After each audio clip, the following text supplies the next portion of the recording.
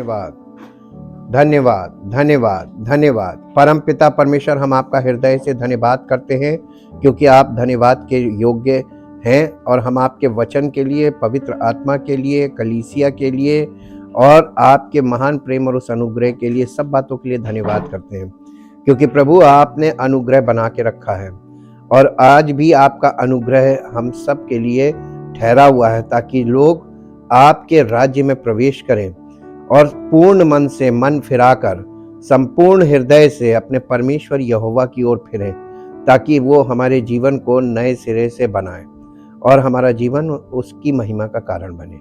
इसी योजना के अंतर्गत आपकी सामर्थ्य पृथ्वी पर कार्य करती है ताकि प्रभु आपका नाम हर एक जीवन से वैसा महिमान्वित हो जैसा आपने हमारे लिए योजना बनाई है।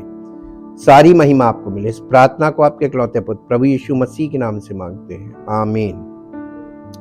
Praise the Lord. Kingdom of God part 3।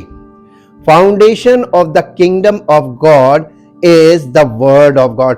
परमेश्वर के राज्य की जो नींव है, जो फाउंडेशन है, वो है परमेश्वर का वचन। यहोशू की पुस्तक 1 अध्याय उसके 7 और 8 पद में परमेश्वर की आत्मा ने यहोशू से कहा, जैसा कि हमने कल देखा था, और उससे कहा 7 अध्याय में, इतना हो कि तू हियाव बांधकर और बहुत दृढ़ होकर जो व्यवस्था मेरे दास मूसा ने तुझे दी है उन सब के अनुसार करने में चौकसी करना और उससे ना तो दाहिने मुड़ना ना बाएं, तब जहां जहां तू जाएगा वहां वहां तेरा काम सफल होगा।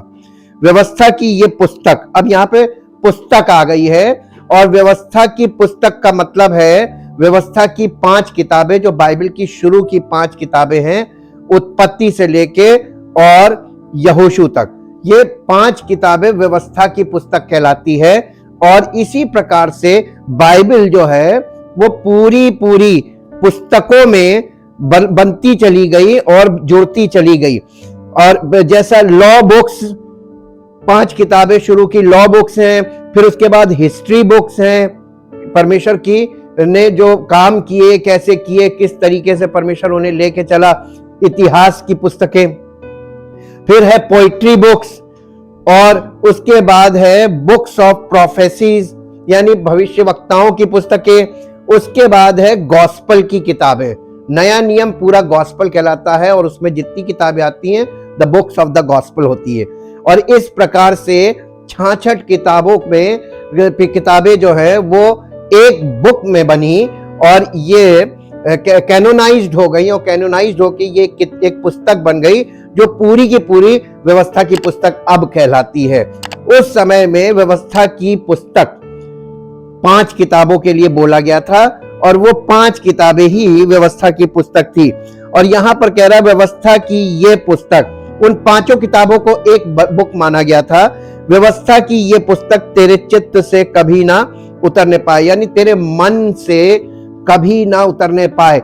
आज के युग में परमेश्वर के वचन यानी बाइबल को, रिटन वर्ड को लोगों के हृदय से, उनके माइंड से बिल्कुल उतर चुका है।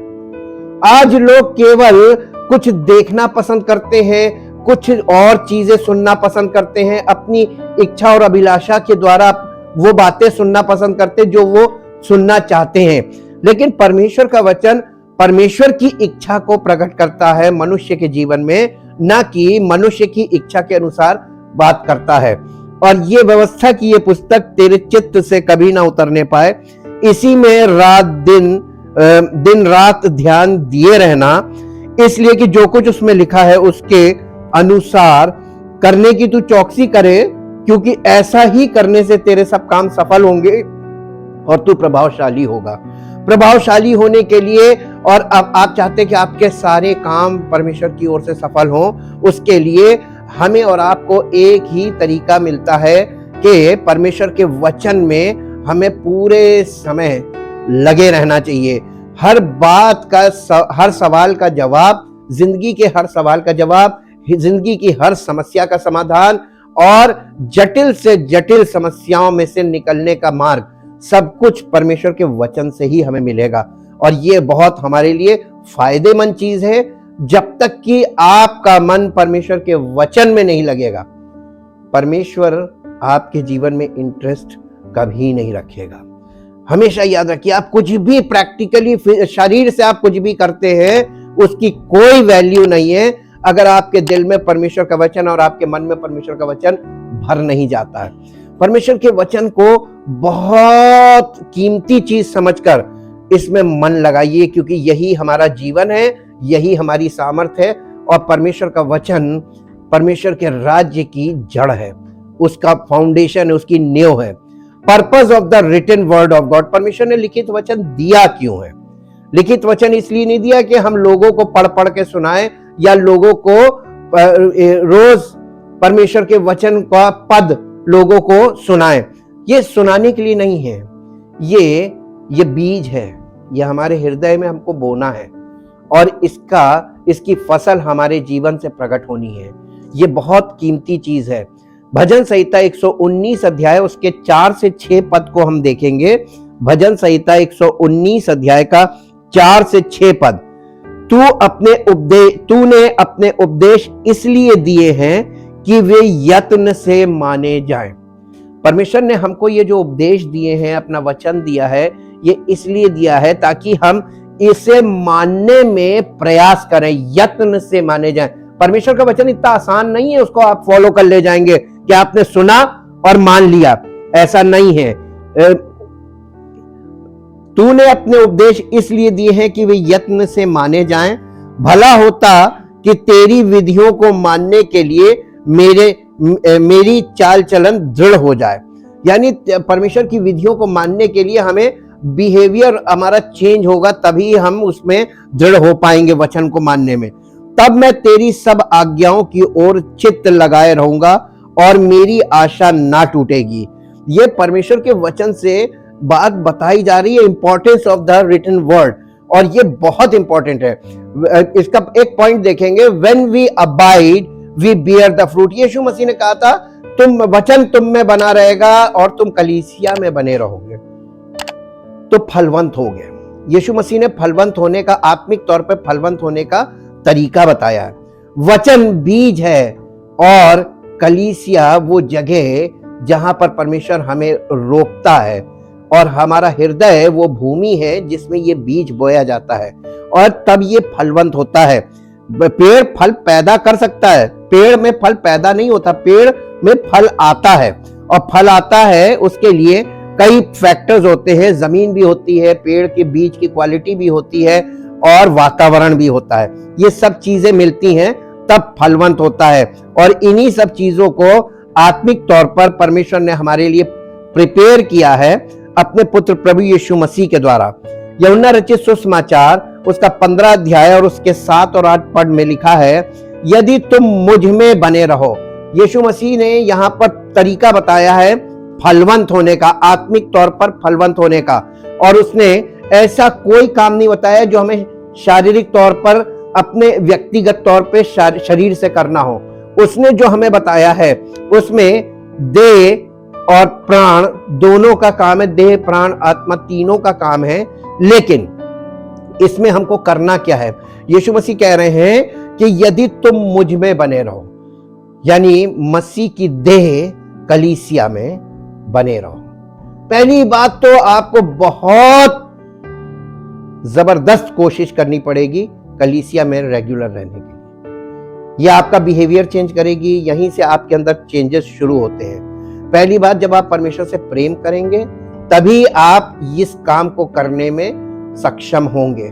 बिना प्रेम के पॉसिबल नहीं है कि हर प्रकार के मौसम में, हर प्रकार की परिस्थिति में परमेश्वर की उपस्थिति में मौजूद होना। ये सरल नहीं है, ये कठिन है, लेकिन इस कठिन काम को करने की सामर्थ्य परमेश्वर आपको देगा। वो अनुग्रह आप पर इसीलिए करता है ताकि आप परमेश्वर की इच्छा में मुस्तैद हो, ताकि परमेश्वर की सामर्थ्य आपके जीवन में प्रकट हो। और फिर उसने कहा, पहले कहा यदि तुम मुझ में बने रहो। यदि यानी ये संदेहास्पद है, अगर तभी आता है क्योंकि जब किसी व्यक्ति को ये मालूम होता है, यदि मैं आपसे कहूं कि अगर तुम ये कर लो तो मैं तुम्हारे लिए ये कर दूंगा, ये कंडीशनल है। और अगर लगा के बात की है, इसका मतलब कंडीशन पूरी करोगे तो ही ये संभव है। यीशु मसीह यहां पर यही कह रहा है, अगर तुम मुझ में बने रहो, और उसके बाद उसने कहा और मेरा वचन तुम में बना रहे। दूसरी इंपॉर्टेंट चीज किया है, हमारा कलीसिया में बने रहना रेगुलरली, और उसका वचन हमारे अंदर, हमारे हृदय में हमेशा प्रतिदिन के तौर पर मौजूद रहना। ये दो कंडीशन जिस दिन हम पूरी कर लेंगे, यही सिद्धि है, मसीही सिद्धि यही है। तो उसके आगे उसने कहा है, तुम मुझ में बने रहो और मेरा वचन तुम में बना रहे, तो जो चाहो मांगो और वो तुम्हारे लिए हो जाएगा। 8वें पद में कहा, मेरे पिता की महिमा इसी से होती है कि तुम बहुत सा फल लाओ, तभी तुम मेरे चेले ठहरोगे। यीशु मसीह के चेला बनने के लिए आपको कोई बहुत बड़ी काम करके नहीं दिखाना है कि देखो मैंने ये कर दिया। यीशु मसीह का चेला बनने के लिए हमें इस कंडीशन को पूरा करना है। पहली चीज, ये कंडीशन पूरी होने से हमारे जीवन में आत्मा का फल आएगा, और जब फल बढ़ेगा हमारे जीवन में, आत्मा का फल प्रेम, शांति, आनंद, धीरज, भलाई, कृपा, विश्वास, संयम, ये चीजें हमारे अंदर बढ़ेंगी। इसी से लोग जानेंगे कि तुम मेरे चेले हो। ये यीशु मसीह ने यहां पर स्पष्ट रूप से हमारे सामने रखा है कि ये हमें करना है।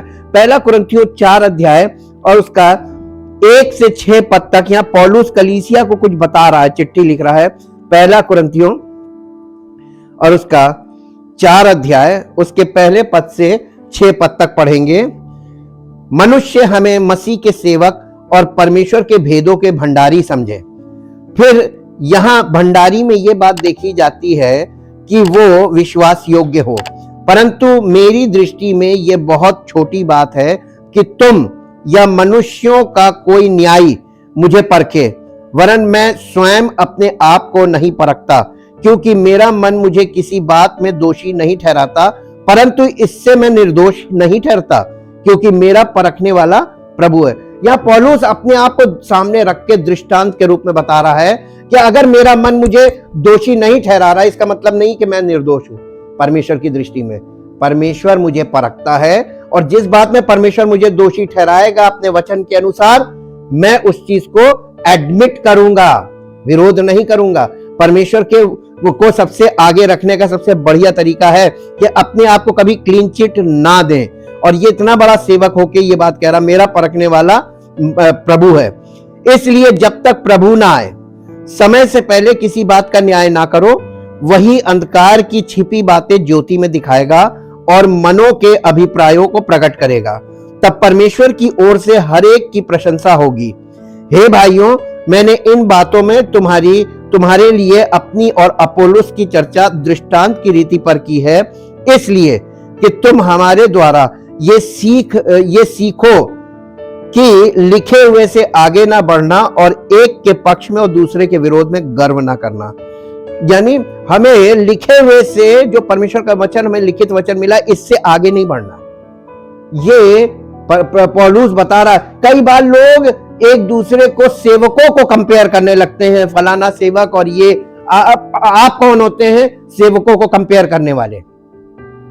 जो लोग परमेश्वर के वचन को अंडरस्टैंड नहीं करते, जो लोग परमेश्वर के राज्य को समझते नहीं, उसके वचन को समझते नहीं, जो लोग हृदय नहीं, जिनका मन नहीं फिरा होता है, वो लोग इस तरीके की हरकतें करते हैं और सेवकों को कंपेयर करते हैं, जबकि सेवकों को कंपेयर कभी नहीं करना चाहिए।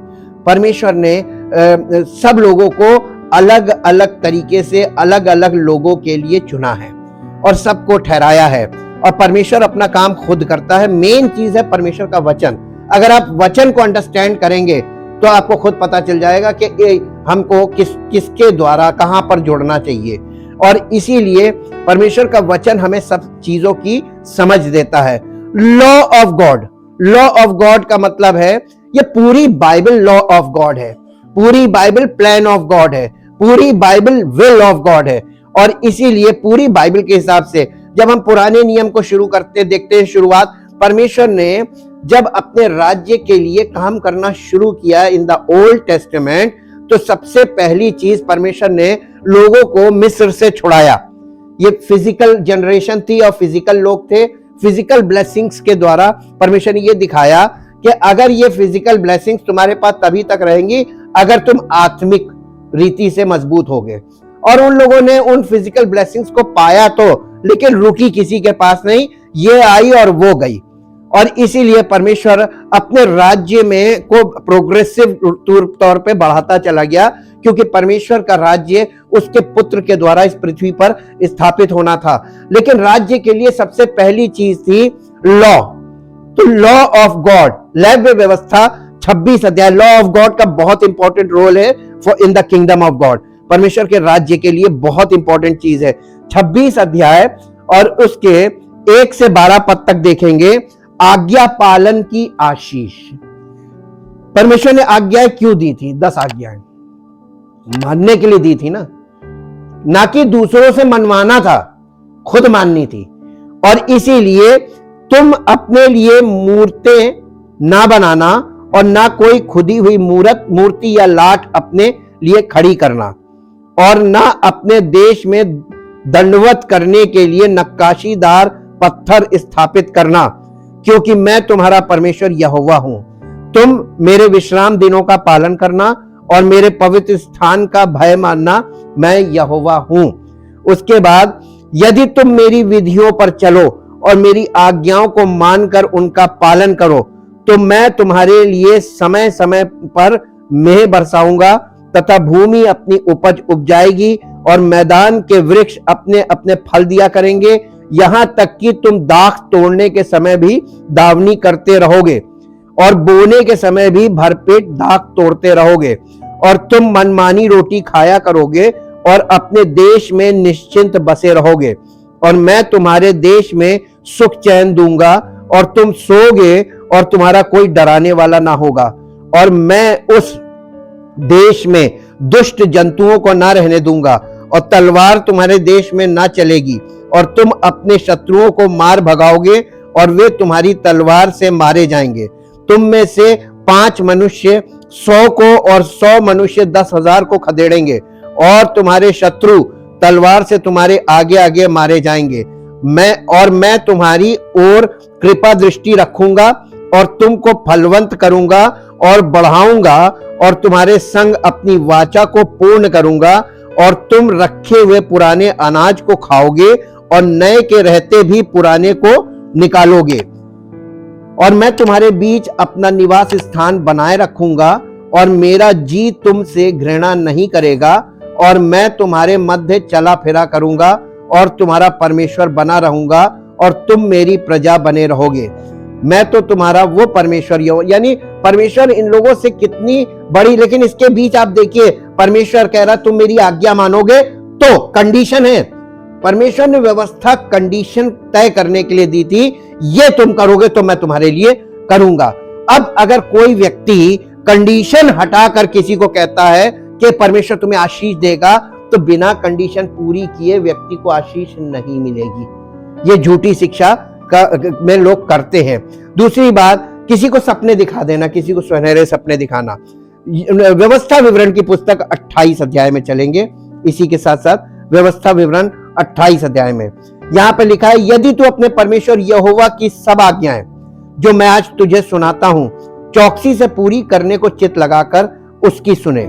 चौकसी से पूरी करने को चित्त लगाकर, चित्त का मतलब दिल और माइंड, हार्ट और माइंड दोनों को मन लगाकर उसकी सुने।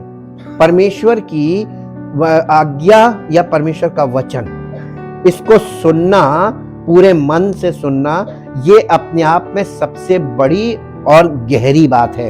ये करना बहुत जरूरी है। चित्त लगाकर उसकी सुने तो वो तुझे पृथ्वी की, देखिए आपको कुछ नहीं करना है, आपको पूरा मन लगाकर सुनना है। और सुनने के लिए आपको आशीष दी जा रही है। सुनने की आशीष क्या है मालूम? आगे लिखा है कि चौकसी से पूरी करने को चित्त लगाकर उसकी सुने तो वो तुझे पृथ्वी की सब जातियों में श्रेष्ठ करेगा। फिर अपने परमेश्वर यहोवा की सुनने के कारण ये सब आशीर्वाद तुझ पर पूरे होंगे। धन्य हो तू नगर में, धन्य हो तू खेत में, धन्य हो तेरी संतान और तेरी भूमि की उपज, और गाय और भेड़ बकरी आदि पशुओं के बच्चे। यानी आपको, आपके पूरे परिवार को, आपके बच्चों को, बच्चों के बच्चों को, साथ में आपके घर के जानवरों को, सबको बढ़ाने का वायदा किया, आशीष दी है। जी, इतनी आशीष है परमेश्वर का वचन सुनने वालों के लिए। और ये सारी आशीष आपको परमेश्वर के वचन को सुनने के कारण मिल रही है। और आज लोग इसका मतलब क्या चीज नहीं पसंद करते हैं? गीत संगीत सुनने को तैयार है, वचन उनको पसंद नहीं है।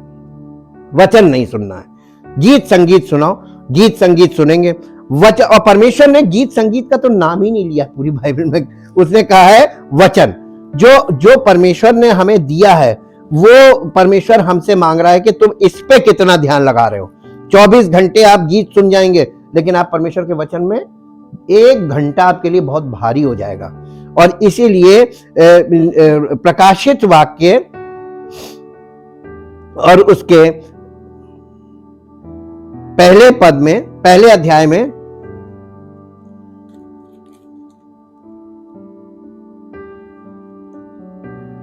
पहला अध्याय और उसका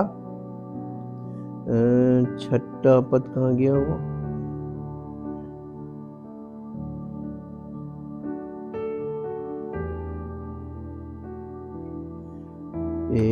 एक दो, हाँ, ये इसका पहला अध्याय और इसका 2 पद से पढ़ेंगे। जिसने परमेश्वर के वचन और यीशु मसीह की गवाही अर्थात जो कुछ उसने देखा था उसकी गवाही दी। धन्य है वो जो इस भविष्यवाणी के वचन को पढ़ता है और वे जो सुनते हैं और इसमें लिखी हुई बातों को मानते हैं, क्योंकि समय निकट है। समय निकट है।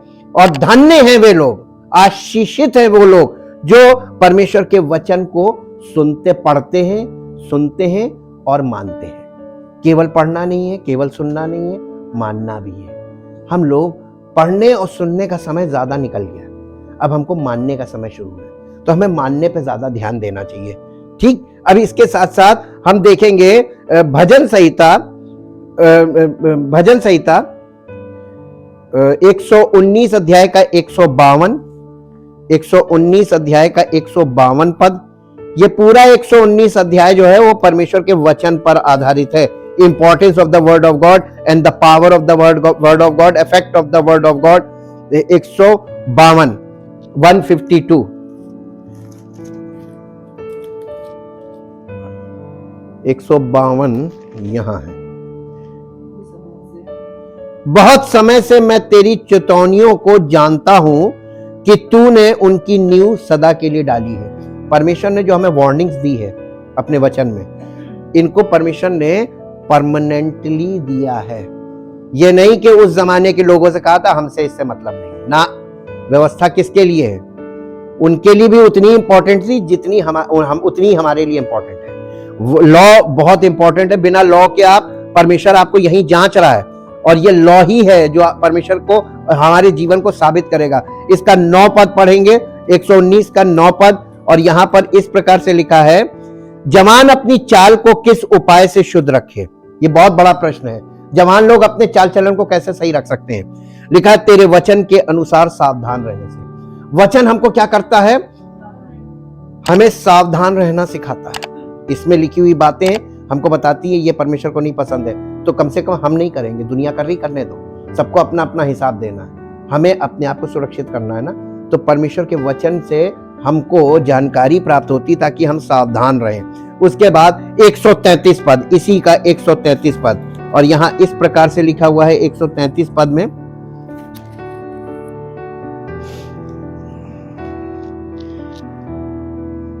मेरे पैरों को अपने वचन के मार्ग पर स्थिर कर और किसी अनर्थ बात को मुझ पर प्रभुता ना करने दे।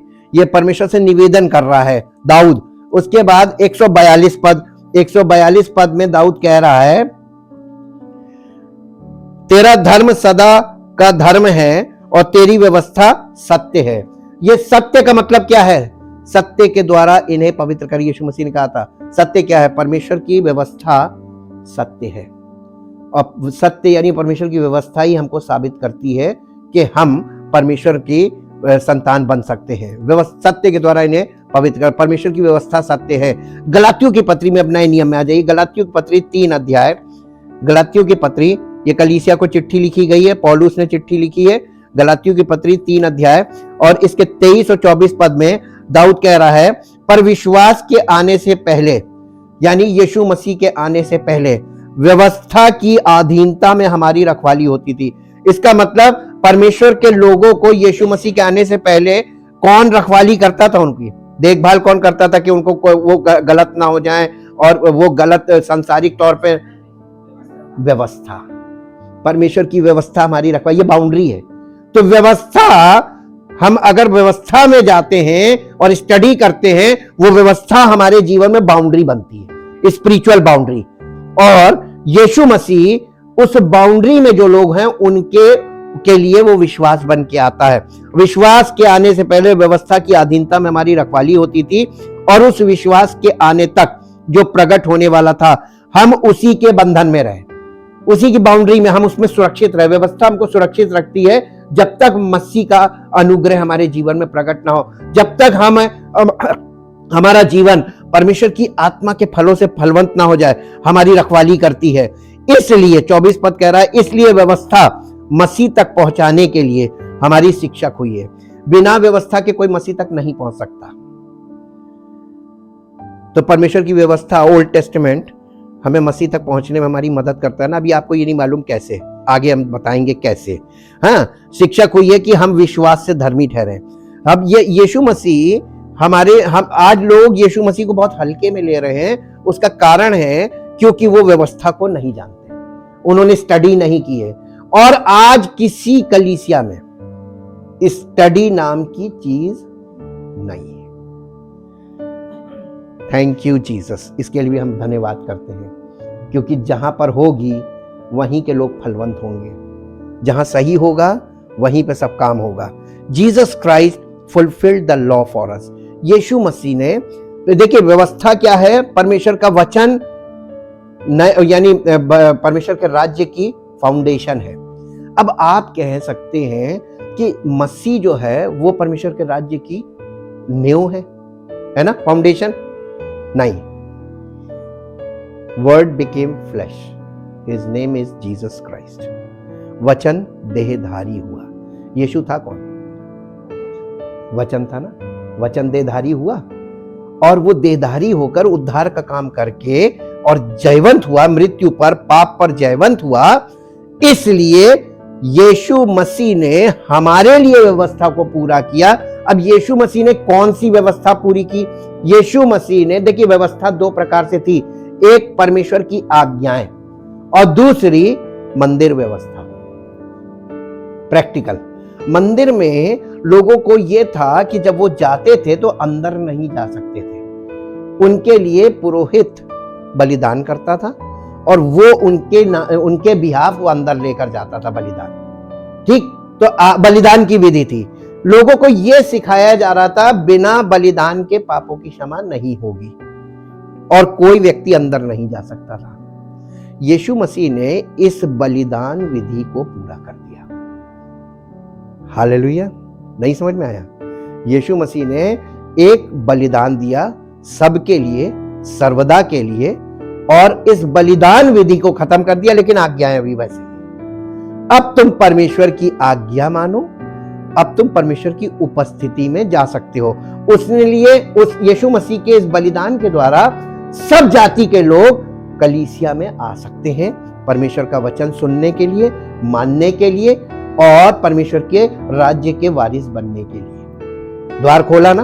तो फाउंडेशन ने, किंगडम ऑफ गॉड की फाउंडेशन को कंप्लीट किसने किया? यीशु मसीह ने। और चूंकि यीशु मसीह ने उस फाउंडेशन को कंप्लीट किया, क्योंकि वो स्वयं वचन था, वचन देहधारी हुआ, उसने आकर उस फाउंडेशन को कंप्लीट किया।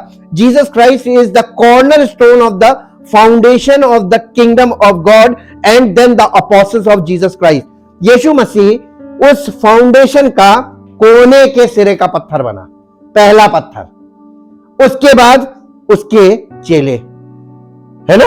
अब ये देखिए यहां पर ये इफिसियों की पत्री 2 अध्याय उसका 19 से 21 पद तक पढ़ेंगे। इफिसियों की पत्री 2 अध्याय 19 से 21 पद तक यहां पर लिखा हुआ है, इसलिए तुम अब विदेशी और मुसाफिर नहीं रहे, परंतु पवित्र लोगों के संगी, स्वदेशी और परमेश्वर के घराने के हो गए। और ये अन्य जातियों के लिए बोला जा रहा है। हम लोग पहले परमेश्वर के घराने के नहीं हो सकते थे, व्यवस्था हमारे लिए नहीं थी, हम किसी चीज में शामिल नहीं हो सकते थे, हम मंदिर के गेट के फाटक के अंदर तक नहीं जा सकते थे, केवल यहूदी अंदर जाते थे। और यहूदी जो अंदर फाटक के अंदर जाते थे वो मंदिर के अंदर नहीं जा सकते थे। पूरी दुनिया बटी हुई थी, परमेश्वर तक कोई नहीं पहुंच सकता था। यीशु मसीह ने आकर ये सारा सिस्टम खत्म कर दिया, अब सब लोग आ सकते हैं। और प्रेरितों और भविष्यवक्ताओं की नींव पर, जिसके कोने का पत्थर मसीह यीशु स्वयं ही है, बनाए गए हो, जिसमें सारी रचना एक साथ मिलकर प्रभु में एक पवित्र मंदिर बनती जाती है, जिसमें तुम भी आत्मा के द्वारा परमेश्वर का निवास स्थान होने के लिए एक साथ बनाए जाते हो।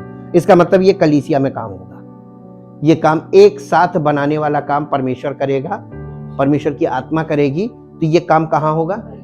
कलीसिया में। Importance of the presence of God, परमेश्वर की उपस्थिति की बहुत महत्वपूर्ण है और मसीह की देह में ये चीज होनी जरूरी है। ठीक, उसके बाद seed of the kingdom of God, परमेश्वर के राज्य का बीज क्या है? परमेश्वर का राज्य एक बीज के समान है। राई के दाने का आपने दृष्टांत सुना होगा। परमेश्वर का राज्य एक राई के दाने के समान है, जो बोया जाता है और सब साग पात में सबसे बड़ा हो जाता है ना?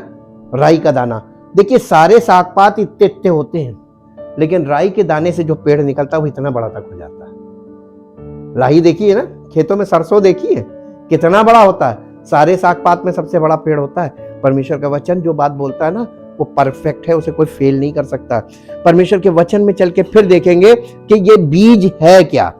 मेरे साथ निकालिए लूका रचित सुसमाचार, उसका 8 अध्याय, लूका रचित सुसमाचार उसका 8 अध्याय और उसका 11 पद पढ़ेंगे। यहां पर इस प्रकार से लिखा हुआ है, लूका रचित सुसमाचार 8 अध्याय और 11 पद। दृष्टांत का अर्थ यह है, बीज परमेश्वर का वचन है। परमेश्वर का वचन क्या, बीज क्या है? ये परमेश्वर के राज्य के लिए आप चाहते हैं आपके जीवन में परमेश्वर का राज्य आए, तो आपके अंदर परमेश्वर का राज्य आ नहीं सकता आपके प्रयास से, क्योंकि शारीरिक नहीं है। और ये परमेश्वर ही हमें देता है, ये गिफ्ट है। इसीलिए kingdom of God is gift, salvation of God is gift. परमेश्वर की ओर से जो कुछ हमें मिलना सब गिफ्ट है, कोई चीज हमारे प्रयास से होगी नहीं। इसलिए प्रयास करना छोड़ दें। हमें अपने शरीर से प्रयास नहीं करना है, बल्कि हमको अपने मन को तैयार रखना है। प्रभु, हम तेरी उपस्थिति में जाएंगे और हमें मालूम है तू हमारे जीवन में कार्य करेगा। आप परमेश्वर से प्रेम करते हैं ना, तो आप परमेश्वर की उपस्थिति में आते हैं। और जब परमेश्वर की उपस्थिति में आते हैं, उसके बाद सब कुछ कौन करेगा? तो आपको कुछ नहीं करना है, लेकिन आपको ये विश्वास रखना है कि मैं उसकी उपस्थिति में जा रहा हूं, और आप जैसे आए वैसे वापस ना जाइए। आप उसकी प्रेजेंस को यहां से अपने जीवन में रिसीव कीजिए, उसकी उपस्थिति के साथ जाइए, वो आपके साथ जाएगा। उसकी उपस्थिति आपके अंदर होगी, आपके हृदय में। और परमेश्वर की उपस्थिति हृदय में, परमेश्वर बीज, परमेश्वर का वचन है। जब आप आते हैं तो ये परमेश्वर का वचन बीज के रूप में आपके अंदर चला जाता है, और ये बीज फलवंत होता है। हालेलुया। ये बीज परमेश्वर का वचन है। और इसके बाद 1 कुरिन्थियों 3 अध्याय 5 पद, 1 कुरिन्थियों 3 अध्याय और इसका 5 पद यहां पर इस प्रकार से लिखा हुआ है। 3 अध्याय 5 से 9 पद तक देखेंगे। अपोलोस क्या है और पौलुस क्या है? केवल सेवक, जिनके द्वारा तुमने विश्वास किया, जैसा हर एक को प्रभु ने दिया। मैंने लगाया, अपोलोस ने सींचा, परंतु परमेश्वर ने बढ़ाया। सब लोग इंपॉर्टेंट है ना? बोने वाला भी इंपॉर्टेंट है, और सींचने वाला भी इंपॉर्टेंट है, और बढ़ाने वाला भी इंपॉर्टेंट है। इंपॉर्टेंट तीनों है। मैं ये नहीं कह रहा हूं कि एक इंपॉर्टेंट है, लेकिन बहुत ध्यान दीजिएगा। बोने वाला बीज बो गया, तो बोने वाला रोज नहीं आएगा। उसने एक बार बीज बो दिया। आपने पता नहीं किससे जाकर प्रभु यीशु मसीह के बारे में सुना पहली बार, वो क्या हुआ आपके लिए? बोने वाला हो गया, उसने आपको बता दिया। ठीक, आपने विश्वास कर लिया। अब आपको किसकी जरूरत है? ना, नहीं, बोने वाले और बढ़ाने वाले के बीच में कौन है? अरे भैया, आप लोगों के हाथ में बाइबल है, आप लोग मेरा मुंह क्यों देखते हैं? हाँ, कितनी देर लगती है। बोने वाले से ज्यादा इंपॉर्टेंट कौन है? बोने वाले ने बो दिया, सूख गया, किसी ने ध्यान नहीं दिया, कोई सींचने वाला नहीं, तो क्या होगा? है? तो बोने वाले से ज्यादा इंपॉर्टेंट कौन हो गया? सींचने वाला। पौलुस और अपोलोस ये दो सेवक है। पौलुस सीनियर है, अपोलोस जूनियर है। उस कलीसिया में मालूम क्या हो गया?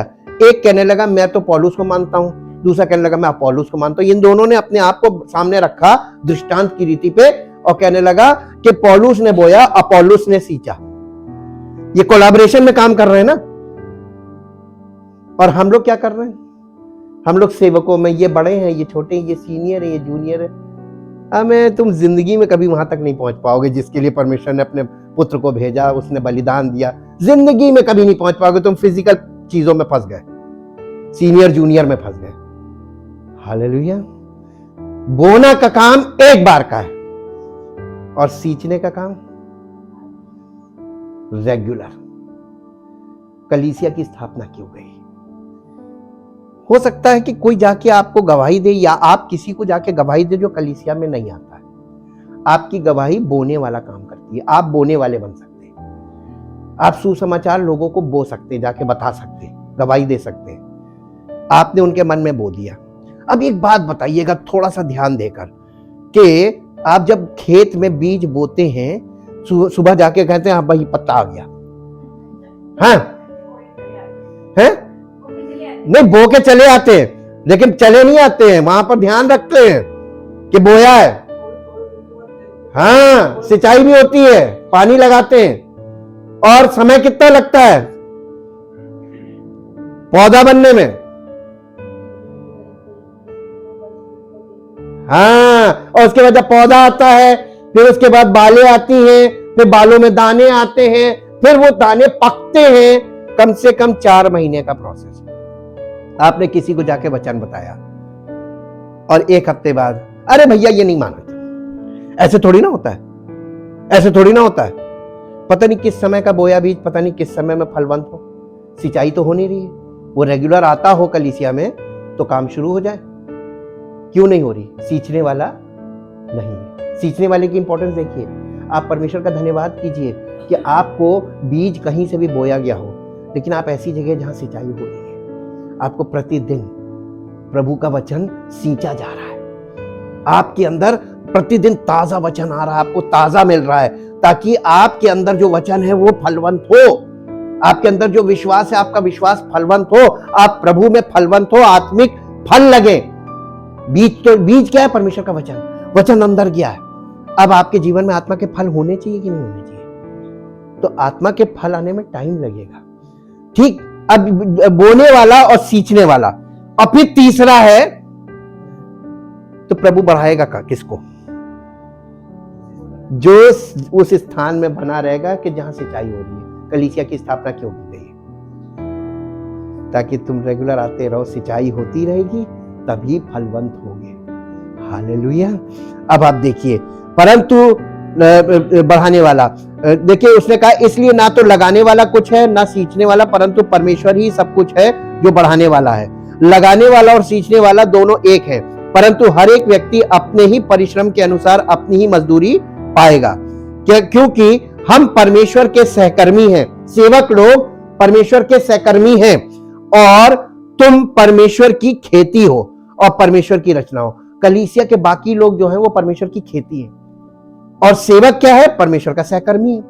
तो हम परमेश्वर नहीं है, ना हम परमेश्वर से बड़े हैं। सेवक बड़ा नहीं हो सकता है। सहकर्मी का मतलब क्या है? उसके अधीन। और अगर सेवक परमेश्वर के अधीन नहीं है, यानी सच्चा सहकर्मी नहीं है, तो खेती फलवंत नहीं होगी। यह भी एक प्रॉब्लम है। ठीक। अब हम आगे बढ़ते हैं जल्दी से। अब देखिए, इसीलिए मरकुस रचित सुसमाचार 4 अध्याय और 14 से 20 पद देखेंगे। मरकुस रचित सुसमाचार 4 अध्याय 14 से 20। यहां पर इस प्रकार से लिखा हुआ है,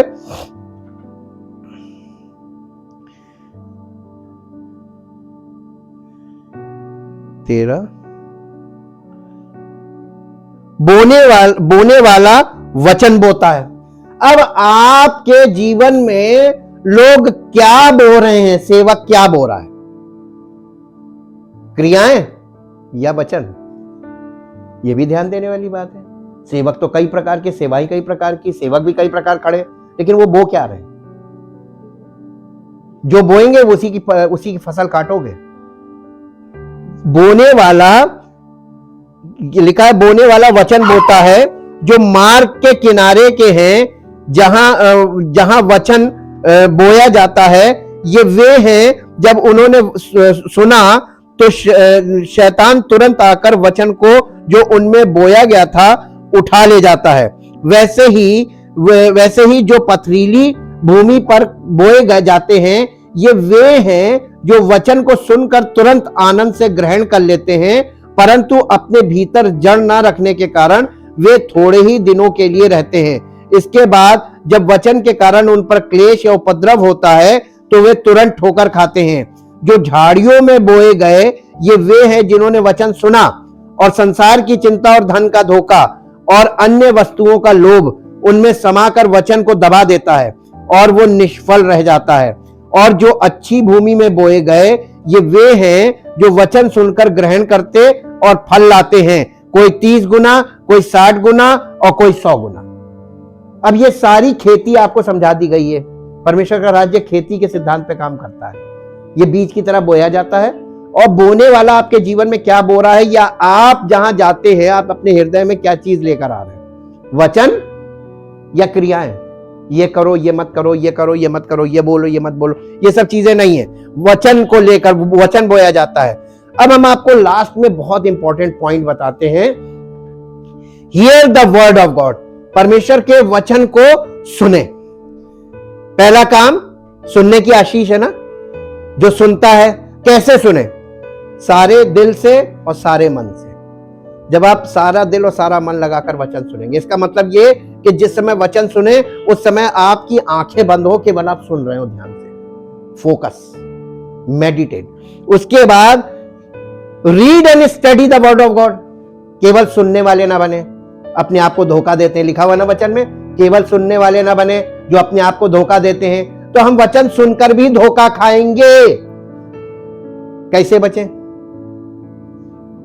सुनना नहीं खाली, बल्कि read and study the word of God.